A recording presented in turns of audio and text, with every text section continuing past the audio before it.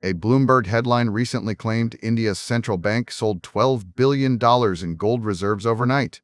The panic narrative suggested a forced liquidation to cover urgent deficits or evade sanctions. But this story misses the deeper strategic reality entirely. By watching, you will understand why nations accumulate physical assets not as an emergency cash-out tool, but as a calculated architectural shift toward financial sovereignty and away from dollar dominance. The initial report framed the movement of bullion as reactive panic. It implied that India was desperate, selling off its most valuable storehouse to plug holes in a sinking ship or avoid being cut off by Western payment systems.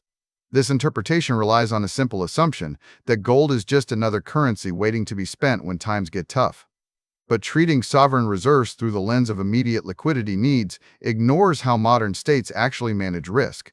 When you look at the data, what appears as a fire sale is better understood as an insurance policy being activated before any disaster strikes.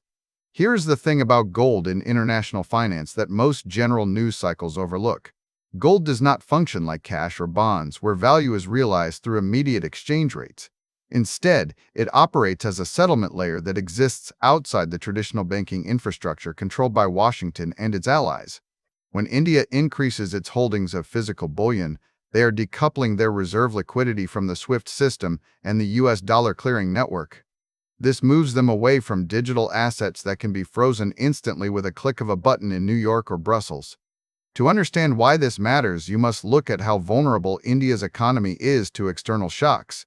Academic input-output models analyzing economic exposure show that supply chain disruptions originating from China pose the most significant risk to Indian growth. These studies indicate that such disruptions could impact the economy with twice the severity of restrictions imposed by either the United Arab Emirates or the United States directly. The logic follows that if a trade war were to erupt, India would need mechanisms to continue importing essential energy and raw materials without relying on dollar-denominated transactions that might be blocked under secondary sanctions regimes. Quick resource note: I keep a curated set of Amazon search links in the description for books, gear, and tools relevant to this channel's topics. Some are affiliate links, so I may earn a commission at no extra cost to you. Please consider supporting the channel by using those links if you find something useful. This brings us to the specific mechanics of how gold insulates an economy from these pressures.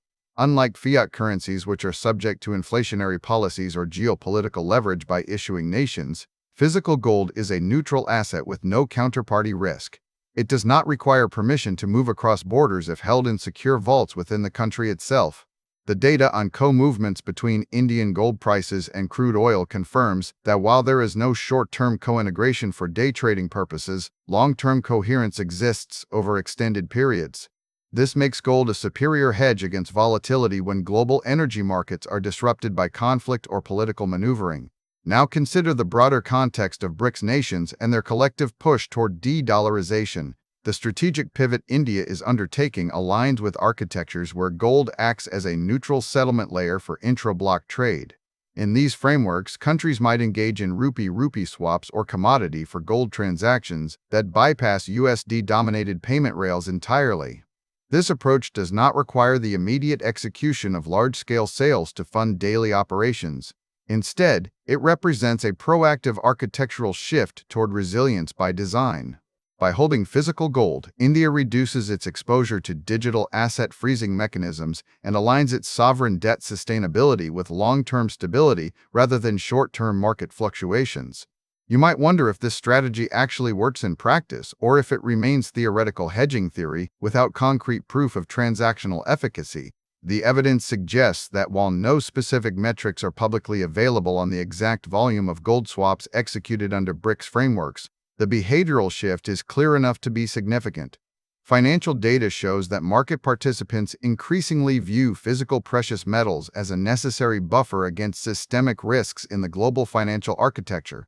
This perspective treats gold not as an emergency cash-out tool for immediate liquidity crunches, but as a foundational element of national security strategy.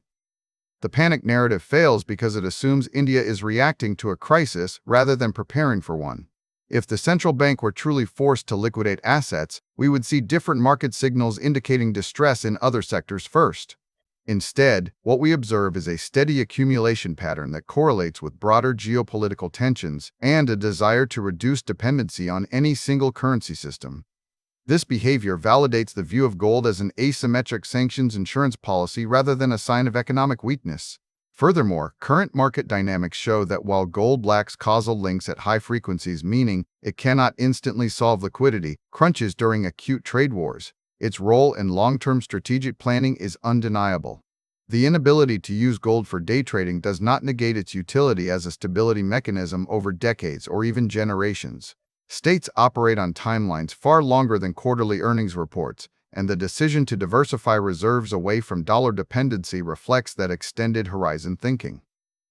The key takeaway here is that India's move represents a fundamental change in how sovereign wealth is managed in an era of weaponized finance.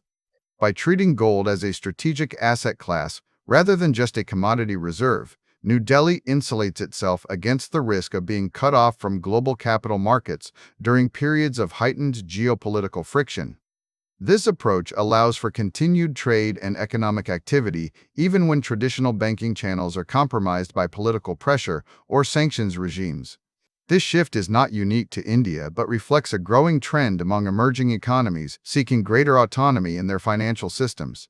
As more nations adopt similar strategies, the global monetary landscape will continue to evolve away from unipolar dollar dominance toward a multipolar system where physical assets play an increasingly central role in international settlement and risk management.